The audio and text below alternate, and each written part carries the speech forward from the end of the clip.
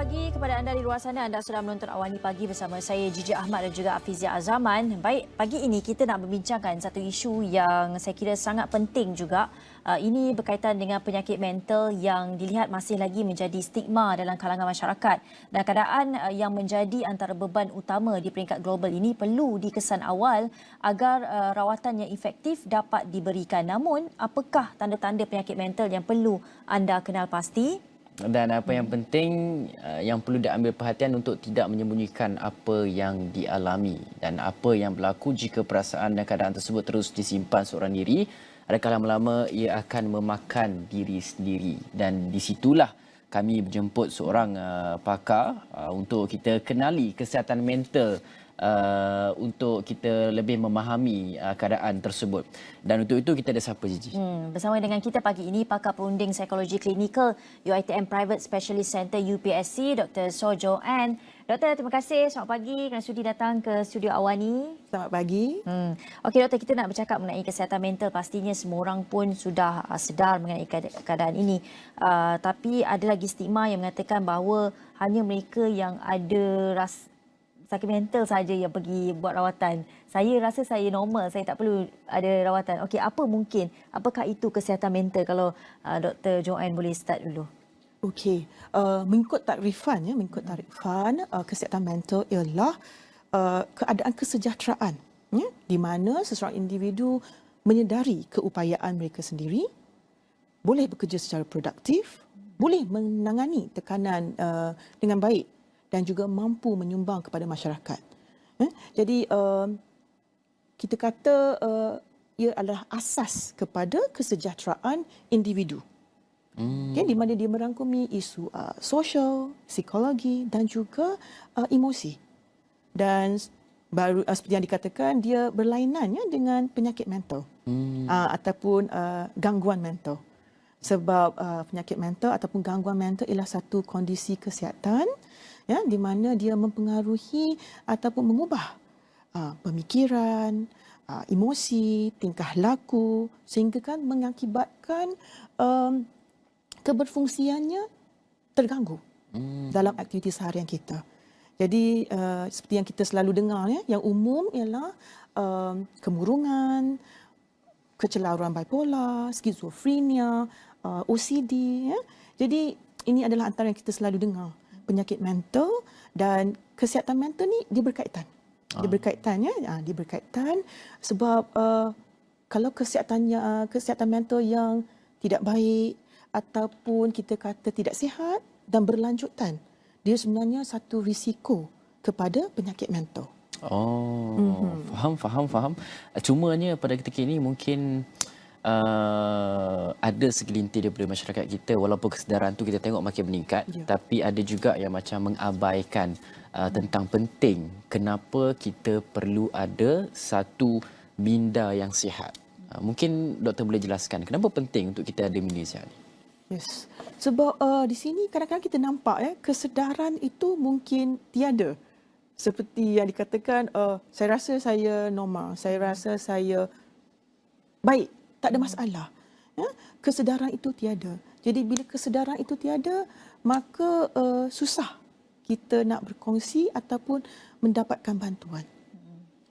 Jadi bila kita kata kesedaran itu penting, seperti yang saya rasa itu adalah unsur yang paling penting untuk kita tekankan di sini untuk masyarakat umum lah. Dan kenapa penting untuk seseorang manusia tu kena ada satu minda yang sihat tu? Betul, sebab kita tengok kesihatan mental ni dari pelbagai perspektif. Dia berhubung kait. Dia berhubung kait dengan kesihatan fizikal kita. Dia berhubung kaitnya sebab kita kata kalau kita meningkatkan kesihatan mental kita, kita nampak juga peningkatan dari segi kesihatan fizikal. Seperti dia boleh membantu kita menurunkan insiden penyakit kardiovaskular, kita boleh mengurangkan stres. Jadi adalah penting sebab dia berhubung kait badan kita. Berhubung kait kesihatan mental, kesihatan fizikal. Jadi dia berhubung kait. Jadi penting untuk kita mengekalkan kesihatan mental kita. Ini adalah salah satu, dan keduanya setentunya ini adalah asas. Mengikut definisi tersebut, ini adalah asas. Jadi untuk kita berfungsi secara optimum, untuk kita mendapatkan kualiti hidup yang baik, jadi kita perlu mengekalkan kesihatan mental kita. Dan juga doktor, kalau saya boleh tambah di situ, mungkin apakah tanda-tanda seseorang individu itu mungkin mengalami masalah dari segi kesihatan mentalnya? Okey. Dari segi ini biasanya kita akan kata, kita akan merujuk kepada fungsinya. Kita nampak jatuh mendadak. Kita nampak fungsinya dari segi bekerja, ke sekolah ataupun apa-apa aktiviti harian dah terganggu. Tidak dapat dibuat, tidak dapat dilaksanakan sebagaimana dia biasa melakukannya. Jadi ini adalah tanda pertama dan tanda yang kita kata penting. Dan keduanya, lebih asas lagi ialah kita nampak perubahan dari segi kehidupan harian. Mungkin dari segi tidur, selera makan, kita dah nampak perubahan. Ini juga satu perubahan drastik yang kita perlu beri penekanan. Dan juga perubahan dari segi mood, emosi, perasaan, tingkah laku kita yang kita nampak berbeza dan melampau. Kebimbangan yang kita kata drastik, kerisauan, kemurungan yang berlanjutan. Jadi ini adalah simptom-simptom yang kita kena beri perhatian. Setentunya untuk penyakit yang berbeza, simptomnya berbeza, tetapi secara umumnya kita harus tengok simptom-simptom umum juga. Kadang-kadang kita nampak masyarakat umum ni ada yang saya cuba praktikkan hidup sihat, saya cuba baca buku-buku motivasi, ataupun kita cuba mengaplikasikan apa-apa yang kita ada, tetapi tak nampak keberkesanan. Maksudnya kita dah cuba tetapi kita tak nampak keberkesanannya, maka itu jugalah menunjukkan masanya kita mendapatkan bantuan juga. Kita dah cuba. Ya, kadang-kadang kita kata jangan tunggu sampai ada simptom A, B, C, D, ada semua simptom baru kita mendapatkan rawatan ataupun perundingan. Tidak. Sekiranya anda rasa tidak selesa, rasa diri anda perlu mendapatkan konsultasi, sebenarnya tidak kata kita kena tunggu apa-apa simptom. Boleh mendapatkan perundingan. Makna kata jangan tunggu garis merah tu kalau ada rasa ketidakselesaan, macam susah fokus ke buat kerja dan sebagainya, terus mendapatkan bantuan lah kan. Tak payah nak tunggu lama-lama lagi. Dan dalam masa yang sama juga, kalau cerita tentang penyakit fizikal ni, orang selesa nak sembang secara terbuka, tapi cerita tentang kesihatan mental, banyak yang menyembunyikan, banyak rasa tak selesa. Walaupun kita nampak kesedaran tu meningkat, tapi ada yang macam anggap ini sebenarnya satu perkara yang sensitif, kadang malu kan, sebab orang masih ada stigma perkataan-perkataan yang tidak elok digunakan kepada mereka yang ada masalah kesihatan mental dan sebagainya. Mungkin apa pandangan doktor berkaitan dengan perkara tersebut? Dua perkara. Sebenarnya masih tidak dapat elak lagi stigma dan diskriminasi, iaitu yang datang dari masyarakat dan juga datang dari diri sendiri. Disebabkan kita risau apakah pandangan orang lain, apakah layanan yang orang akan berikan, apakah tanggapan orang. Jadi ini membantutkan ataupun menghindari individu tersebut untuk mendapatkan bantuan. Jadi stigma tu masih ada, tetapi kita nampak kesedaran tu dah ada. Dah makin kita nampak bukan kata selesa lah, tapi boleh berbincang, mendapatkan rawatan. Kita nampak dah ada, tetapi isu stigma dan diskriminasi masih ada. Yang keduanya ialah kadang-kadang kita risau, kesedaran itu tiada. Maksudnya individu tersebut tidak sedar bahawa ini adalah satu isu, ini adalah satu masalah dan tidak diterima. Diri sendiri. Maksudnya perkara ini datang dari luar dan juga dalam. Dalam diri sendiri dan juga dari masyarakat umum. Jadi ini akan menyebabkan susah untuk kita nak bercerita. Tapi bagaimana untuk bercerita? Biasanya saya akan berkongsi dengan pesakit ataupun klien. Iaitu pertama kita kena menyedari dahulu. Kita kena menyedari dan keduanya kita tidak boleh sorok. ataupun kita tidak boleh tolak ke sebelah dengan kata, oh tidak mengapa, sekejap je. Ataupun lepas ni eloklah dan sebagainya. Jadi kita tidak boleh tolak ataupun kita tidak boleh tutup.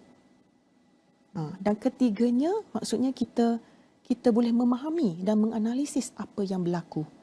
Jadi ini adalah salah fasa-fasa yang kita perlu lalui supaya kita boleh berkongsi secara kita kata dengan orang lain lah, ya, masalah-masalah yang dihadapi.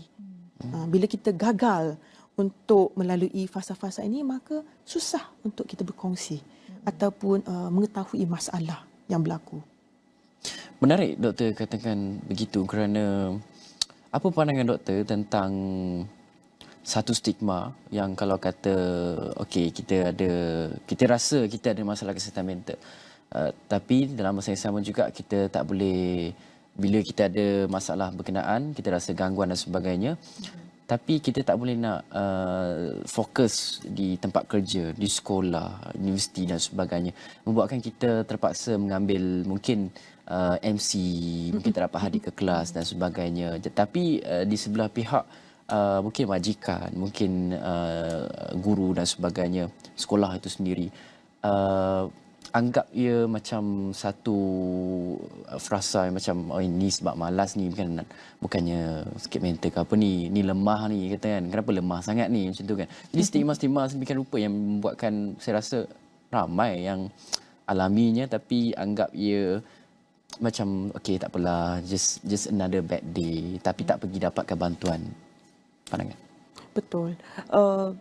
Itulah kesedaran, ya, sebab kita nampak banyak yang tidak memahami kita kata kesusahan ataupun apa yang dilalui. Bukan seperti tidur, contoh kita kata tidur, senang, perkara biasa kita tidur setiap malam.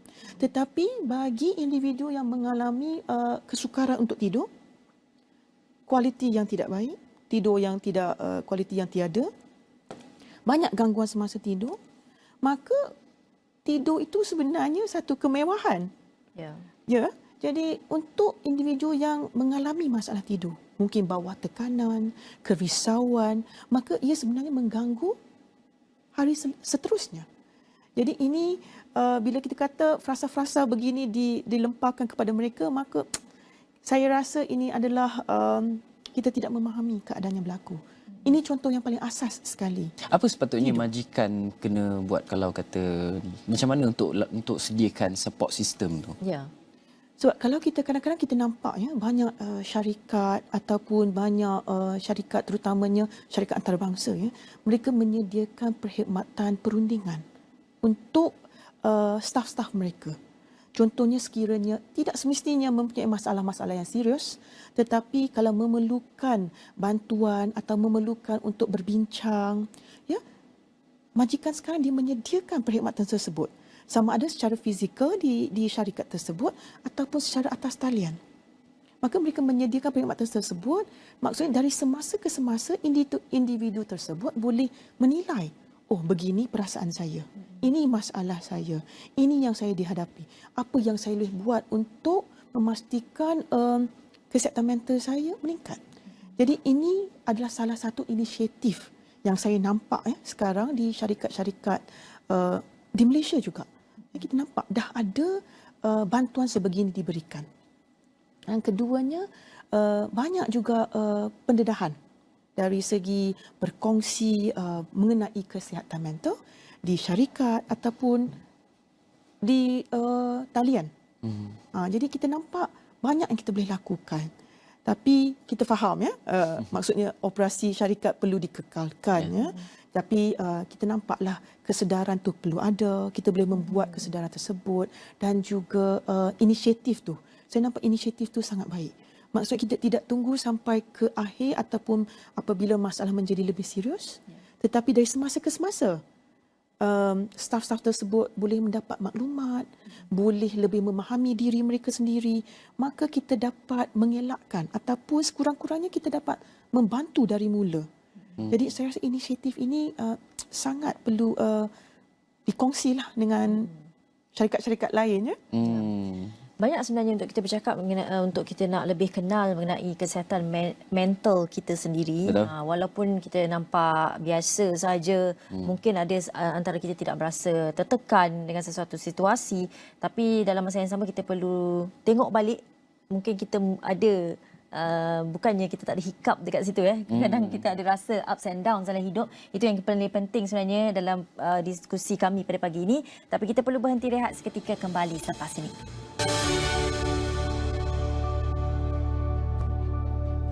Baik, bertemu lagi dalam Awani Pagi. Kita sejak tadi bercakap mengenai mengenali kesihatan mental anda. Walaupun anda berasa sihat, anda tak rasa anda mengalami penyakit mental, tetapi dalam kehidupan seharian kita ada naik dan turun. Di situ juga sebenarnya kita perlu lihat bagaimana kesihatan mental kita dalam menghadapi mungkin sesuatu isu, dalam menghadapi sesuatu perkara. Dan sejak pada tadi kita bercakap mengenai mengenali kesihatan mental anda bersama dengan Dr. Saw Joanne, pakar perunding psikologi klinikal UiTM Private Specialist Center UPSC.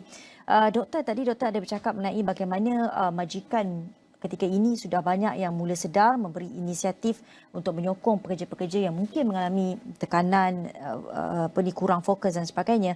Tapi bagaimana untuk mereka yang berada di bangku sekolah, di peringkat universiti misalnya, mereka ini berada dalam keadaan yang masih rapuh lagi untuk mereka kenal keadaan kesihatan mental mereka, dan kebanyakan mereka ini untuk menyelesaikan masalah ini mereka akan ambil jalan mudah, mungkin akan mengambil barang-barangan terlarang, dadah, alkohol dan sebagainya.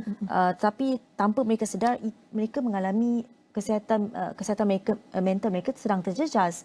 Jadi bagaimana sebenarnya untuk kita beri penekanan ataupun pencerahan kepada mereka yang berada di sekolah dan juga mungkin di universiti tentang perkara ini. Dan kalau saya boleh tambah, sebenarnya saya ada temu bual dengan Pusat Kecemerlangan Kesihatan Mental.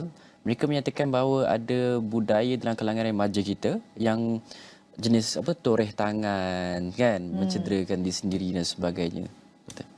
Betul, sebab kita nampak itu adalah salah satu cara cara cepat ataupun kita kata cara untuk menangani masalah tersebut pada ketika itu. Tapi kalau kita kata di sekolah dan di universiti, kita nampak sebenarnya banyak usaha telah dilakukan. Kalau ikutkan di sekolah, kita ada kaunselor, di universiti pun kita ada, di universiti yang mempunyai fakulti perubatan, kita mempunyai kita kata sokongan di sana. Jadi yang pertama kita nampak banyak kita kata ceramah dilakukan di sekolah, dan juga banyak juga program-program dilakukan di sekolah, dan pada masa yang sama kita melanjutkan ceramah tersebut kepada guru kaunselor.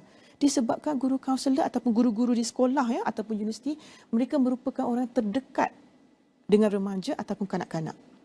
Maka kalau bila dah datang ke pakar psikologi ataupun pakar psikiatri, maka dia dah agak lambat Tapi kita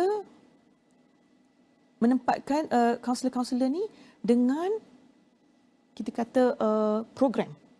Dengan program untuk membantu pelajar-pelajar dari semasa ke semasa. Dan mereka juga mempunyai saringan di sekolah. Mempunyai saringan di sekolah untuk mengenal pasti adakah pelajar-pelajar memerlukan bantuan.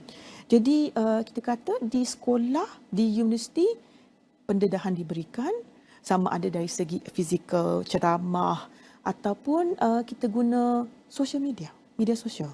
Banyak kita dah boleh guna Instagram, TikTok, dan macam-macam. Kita dah boleh menyampaikan maklumat kepada mereka. Dan juga aplikasi-aplikasi untuk membantu mereka.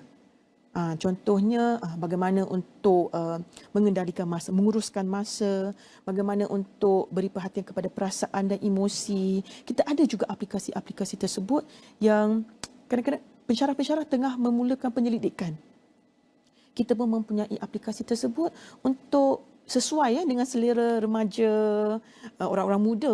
Jadi mereka akan dapat pendedahan.